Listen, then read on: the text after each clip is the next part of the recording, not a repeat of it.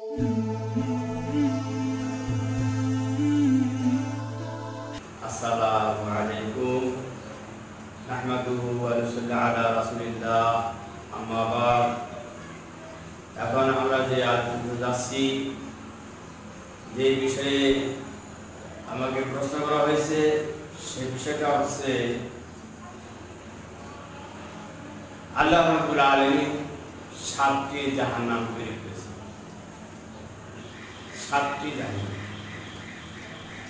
7টি জাহান্নামের মধ্যে আমরা শুনে আসতেছি আমরা জানি যে হাবিয়া সবচেয়ে বড় ভয়াবহ জায়গা। কিন্তু আজকের প্রশ্ন হলো এই হাবিয়া দুজকের চেয়ে আরো ভয়াবহ জায়গা আছে জানতেছি।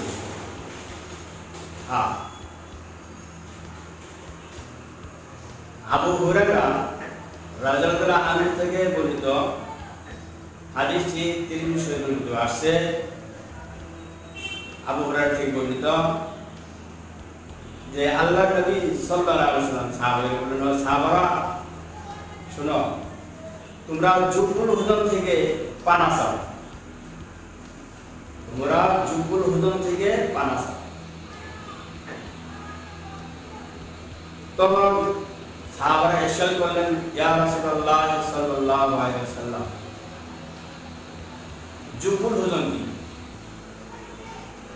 তখন হুজুর সাল্লাল্লাহু আলাইহি ওয়াসাল্লাম বললেন, জুবুল হুদন হলো জাহান্নামের ভিতরে একটা জায়গা আছে, খুবই ভয়াবহ জায়গা, এর চেয়ে আর কঠিন জায়গা আর নেই। সেই জুবুল হুদন থেকে তোমরা সবাই পানা চাইও, কারণ এই জুবুল হুদন থেকে মানুষ তো দূরের কথা, যে ইনসান তো দূরের কথা, অন্যান্য জাহান্নাম পর্যন্ত, একাধিক জাহান্নাম যে আছে, এই জাহান্নাম পর্যন্ত আল্লাহ রাব্বুল আলামিন দরবারে প্রতিদিন 400 বার পানা চায়, 400 বার সাহায্য চায়। আল্লাহ এই জুবুল হুদন থেকে আমাকে সাহায্য করো। জুবুল হুদন এত কঠিন জায়গা, তাই আমরা মানুষ জাতি অনুভব করার মতো আমাদের আল্লাহ রাব্বুল আলামিন দিছে, কমন সেন্স দিছে, যে জ্ঞান দিছে, এই জ্ঞান অন্য কোনো পশু পক্ষীকে দেওয়া হয়নি, মানুষকে দেওয়া হয়েছে।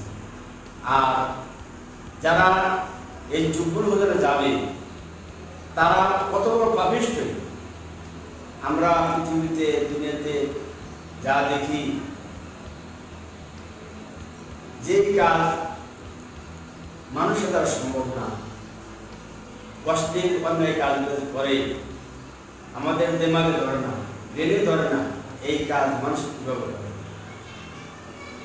কিন্তু আরেকটা আসছে, যাকে জাহান্নামে দিলে বেহেশতবাসী করবে, এটা কিন্তু আল্লাহ পাক লিখে দিয়েছে।